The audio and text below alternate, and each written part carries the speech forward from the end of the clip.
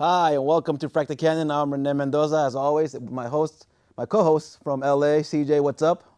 Hey, what's up? So, how you been? It's been a while since we did one of these. It has been a while indeed. What is the last thing we did? What was it we talked about? Do you remember? Was it Civil We War? talked. Was this a war? Or was it the Flash and Arrow and all That's that? what it was. It was DC. Yeah. So, keeping on track with comic book stuff and sci-fi, we'll talk about Star Trek Beyond, Suicide Squad, and then, if we have time, legacy characters, or as you called it, CJ, what I liked. You want to say it? You said. Affirmative action characters, comic book characters. Alrighty. So we have a clip for Star Trek Beyond. Whenever you're ready, can you please roll that clip?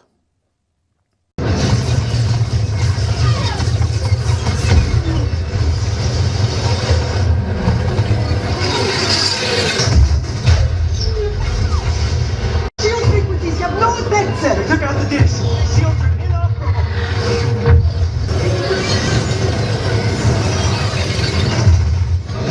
What the hell are we moving? I can't engage the warp drive, sir.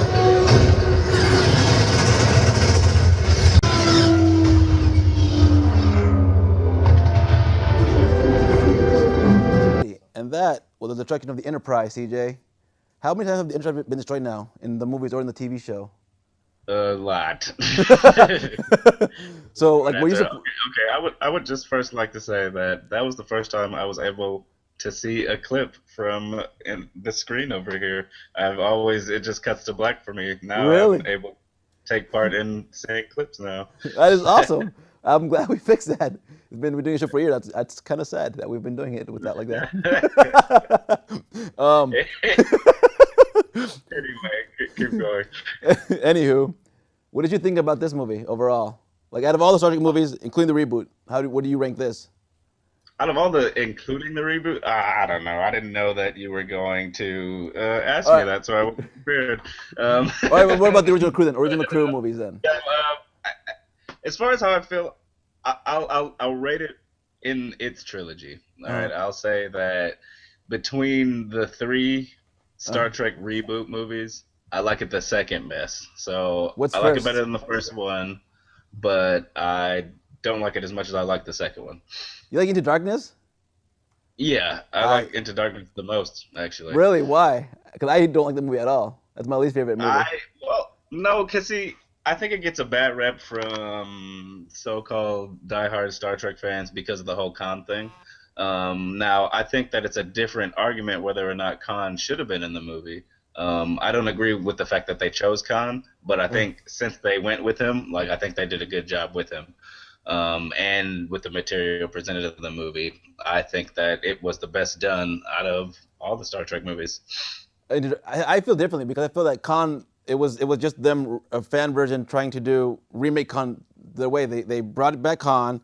They had, instead of Spock die Kirk, they did I Always Be Your Friend. I'm like, blah, blah, blah. Whatever. It was just fan service, badly done fan service. That's how I feel about that. I mean, I feel like, see, that's the thing is I feel like you and other people get hung up on the fact that it's Khan.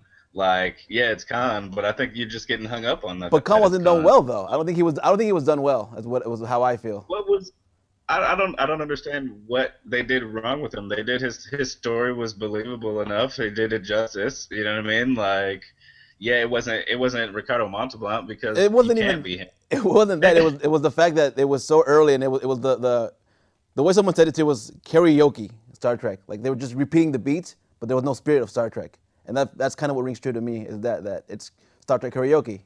It's a bad sequel. But you could say that about all these movies. Touche. You can say that about all these movies because our first iteration of Star Trek is a show. Like it's usually meant to be a show, and you have this time. You can spend seasons setting things up, or doing whatever, or have two-parters, or whatever. Like you can say they didn't spend the time to get to this beat. Well, like they never even got to this beat in the show itself. Like that was like years after the show was canceled. They came out with these movies. But that And beat then they was have set this up in the movie show that brings though. back a character from a show. But Wrath of Khan was set up in Star Trek in Space Heat. Like they set up his character. I think what you're saying. I just think it was too soon and it wasn't done properly. Like Khan was Khan. I don't think it applies. I think they're two different situations. Agree to disagree, CJ. Well, let's talk about the good things about this movie then. Okay, you start. My start, Jayla. I love Jayla. She was that chick Scotty finds who for some reason knows badass martial arts. I thought that was pretty cool. What else? I think Scotty was really funny, more so than the other movies. In all of his movies, this is my favorite Scotty. The Enterprise getting blown up. I'm like, we've seen this before. Like, I thought they were going to be. The fact that they brought in the Enterprise 1701A, I'm like, I thought that happened in the last one because that time it got destroyed too. So why not make this one, the new ship, the 1701A?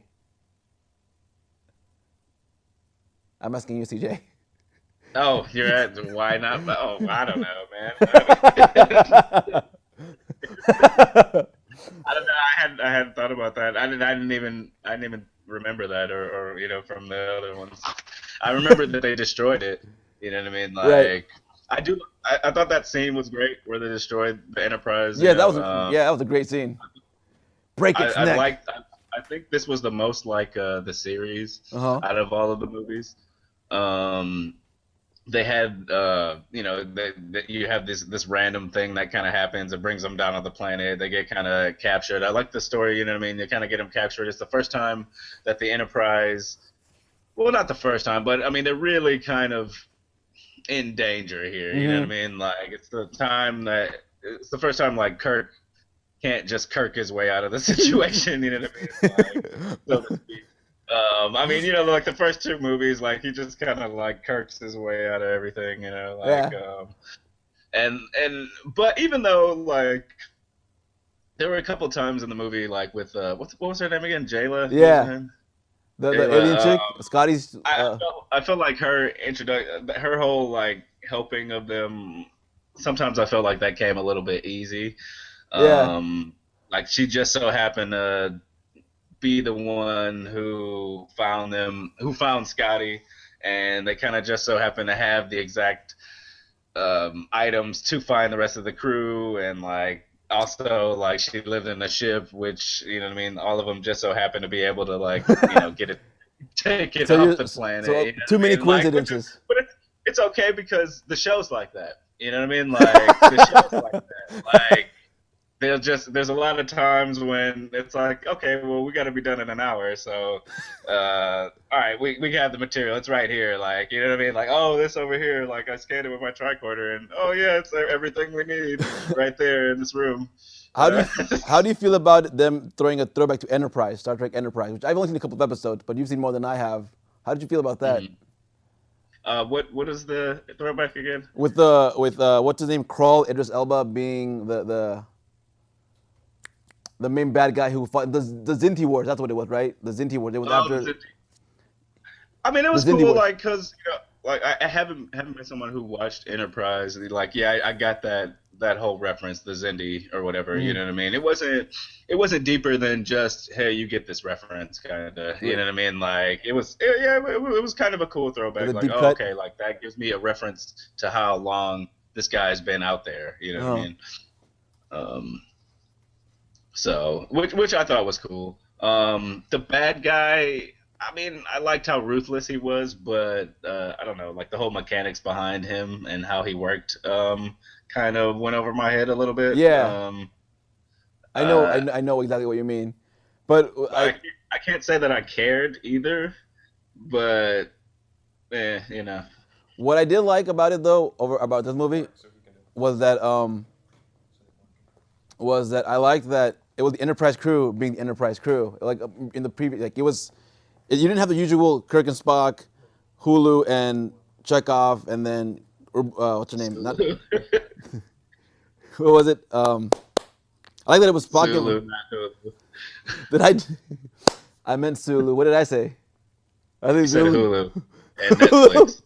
I meant Uhura and Sulu.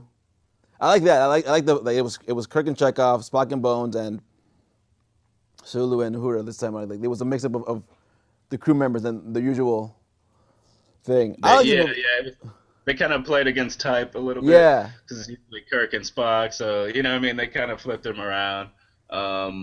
I did like that it was kind of Simon Pegg and the girl this time, rather than it wasn't kind of like Kurt gets the girl kind of thing, You think Simon's gonna follow? Simon Sky's gonna follow up with that with the girl after Starfleet? You think she's gonna be the next? Alrighty. What else? Anything else you want to talk about beyond before moving on to the next subject? I talked about a lot of the bad of Beyond, but I do want to say I did overall enjoy the movie. I really liked it. I thought the action set pieces, it was one of the best blockbusters this season, to be certain. Yeah, I was surprised for the Fast and the Furious guys in the Star Trek movie. This felt very Trek with some good action sequences, set pieces. Yeah, because when you have a guy who makes action movies, and then you had a Star Wars geek write the movie. You know what I mean? Right. So it's it kind of worked together wonderfully, I think. Alrighty, so next we're gonna talk about this other movie that came out from the Distinguished Competition from Marvel Comics, DC's Suicide Squad. They're the third movie in the cinematic universe. How do you feel about Suicide Squad? I'll say this about Suicide Squad. I didn't hate it. When I left the theater, I left entertained. Okay.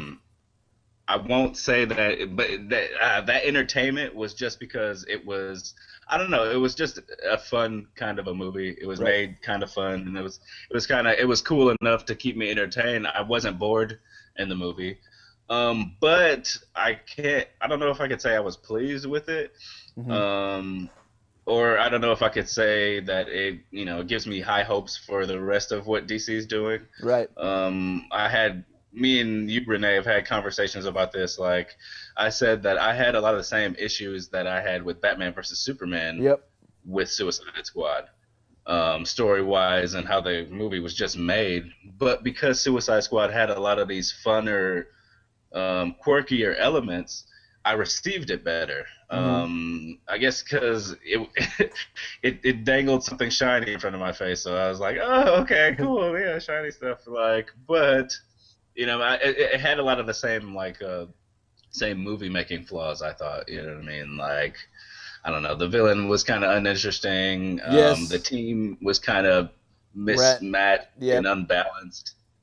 It was a random team, that's for sure. Yeah, things didn't really seem like they had a purpose for necessarily being in the movie. You know what I mean? Like it was a bit clunky too, like plot wise and story wise. But like I said, because they wrapped it in a nice shiny package, like I accepted it better than I did Batman versus Superman. So we have a clip on Suicide Squad. Can we watch that clip? Whoever's in the control room, please.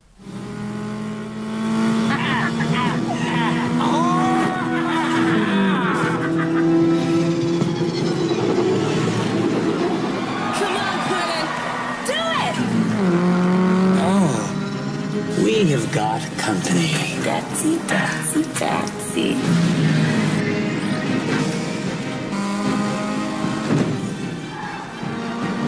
Stupid bats, you're ruining date night! So, there's that.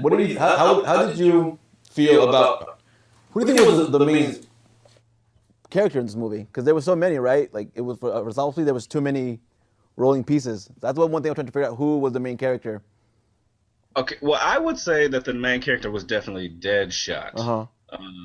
But there were like three main characters. Like, I feel you on that. There was Deadshot, there was Harley Quinn, and there was, what's that guy? What's the main guy's name? Major Guns or something? Rick Flag? Yeah, Rick Flag. Rick Flag. That's how much I care about DC characters. But so, it's sad that I know his name.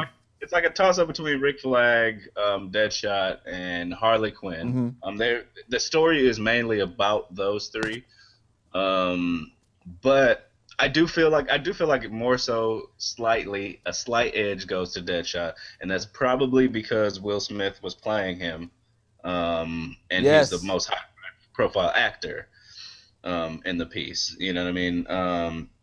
But I would say I feel like it was mostly about those three, mainly Harley Quinn because she's a fan favorite, and they probably wanted to give her more screen time. So we're both Batman but fans. How did you feel about her portrayal as Harley Quinn? I was very conflicted with that performance. I'm like, it's not the Harley Quinn I know. I know it's live action, but I feel very conflicted about it. How did you feel? I thought she was fine, to be honest. I don't know what they could have done better to make her differently. Harley Quinn, I mean, you know, she was created on the Batman animated series, and she gained a lot of fandom to make her more than what she is. So it's like hard to say, like, she can't just be the Batman animated series Harley Quinn. Mm-hmm. You know what I mean? Like, which is her original incarnation. You know what I mean? That was made more for give Joker kind of a Robin sidekick sort of, kind of a deal. And so it's like hard to say, you know, what do you want from a Harley Quinn kind of? I mean, she did for me what I needed in the movie, you know what I mean? I thought she was funny at times. Sometimes her jokes fell flat, but you know, I thought she did okay. I'll say one thing. I liked her moral place in the movie. You know, it was about these three characters. Mm-hmm. One was the moral high ground, one was the morally ambiguous, which is Deadshot.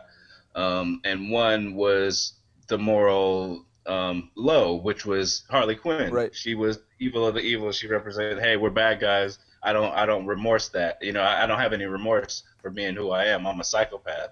You know what I mean? Whereas Deadshot is like, look, I have a conscience, but I'll do whatever if you pay me. You know what I mean? And Rick Flag was, you know, the opposite of Harley Quinn. You know what I mean? Like I like that placement on the team. But I will say, I think Harley Quinn got a lot of screen time for someone who didn't necessarily matter to the movie. Yes. Like what she did, what she went through, her journey, it didn't really necessarily add anything to the movie except for comic relief. Right. You know. But someone who's just comic relief, I feel like I didn't necessarily hate what was going on when she was on screen. Mm-hmm. But for someone who's comic relief, it's like, well, why are you even featured this much? You know, why are you even here? Because I felt because she's Harley Quinn and it's Joker's girlfriend. And they're doing a solo movie. It got announced this week that she's producing a Harley Quinn solo movie. How do you feel about that? Do you think DC is changing Marvel right now? Like we need to put all the characters we can, or they're just? What do you think? I think they're in an interesting situation because Marvel is gearing up to end, and they're just kind of beginning. Right. You know, so, you know, I don't know. You know, I just DC hasn't done a lot yet. You know, and when we think back to Marvel's movies when Marvel began, well, I mean, when we watch those movies again, right? Like Marvel movies are kind of great now. When they began, they were okay. Yep. You know what I mean? Like it's easy to look at Avengers and Civil War and Captain America Winter Soldier and Guardians of the Galaxy and be like, oh man, yeah, Marvel's doing it great. Marvel knows how to do it. Well, yeah, like how many tries did they have before they got to where they are now? Yep. And we forgave them because there was no competition out, you know. DC's kind of trying to do the same thing, but Marvel's movies are behind us now. You know what I mean? We have like greater expectations. So I feel like it's kind of hard. It's really hard to give DC a fair shake, to be honest. You know what I mean? It's hard to give them a fair shake because there's too much involved with our decision making as far as these movies go. You know, as far as these movies are.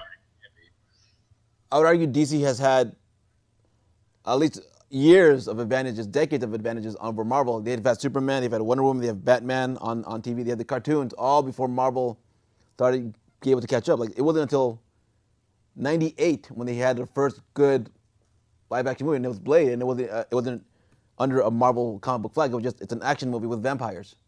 Like if you look at it, the title again, it says Marvel Entertainment, but you didn't know. I didn't put it in Marvel Comics, Marvel Entertainment together. I think DC has all this opportunity, and so maybe what's that word when you take a pleasure off of other people's failings? That German word. Can you hear me? Schadenfreude. Yes, I'm having Schadenfreude for DC, for Marvel, on behalf of Marvel. I mean, I feel make my Marvel all day. Yep. You know, I'm a Marvel fan over a DC fan, and I'll tell you that in a minute. But it's weird that I'm then fighting for DC right now. Yeah. But, I mean, Yeah. but I feel like sometimes I get a bad rap. I mean, like Marvel at this moment has a lot of advantages, like Marvel Studios. That's all they make is their own movies. You Right. know, Warner Brothers is a studio. They make DC movies, but they do other stuff too. You know what I mean? Like they don't have the benefit of I can focus on this, and all we're gonna do right now is just make comic book movies. That's all we're gonna do all day. Right. You know, like to decide to do is make comic movies, and we think about how to make that better. You know, DC doesn't have it like that. It's Warner Brothers, and they're part of the whole scheme. They just now really start to get serious about making it. You know, they had these characters like for however long they had them, but it wasn't until now that they realized that they should be using them. You know, whether they should be using them now and in the same manner that Marvel is, that's a different. That's another argument. You know what I mean? I don't necessarily feel like they should feel like they have to do that, but. Well, they're doing it now, and they're not doing it greatly. They're doing it, but not good. But at the same time, I feel like they have gotten with these first couple of movies that they came out with. Yeah, it was clunky. Yeah, it was junky a bit, but they got a lot of that grunt work out of the way. Right. You know, they did lay a lot of the framework. You know what I mean? As sloppy as it is, it's there now. It's in the ether. We have this in our minds, so we don't necessarily have to explain a lot of things like Darkseid. I have to cut it off. We're running out of time, TJ. We didn't get to the affirmative action legacy characters, but I think it was a good talk. And thank you for joining us again. We'll do it next month. We'll probably do Doctor Strange. That's a good yes, Doctor Strange. Alrighty. And Luke Cage. And Luke Cage. Yes, Luke Cage. Okay, bye.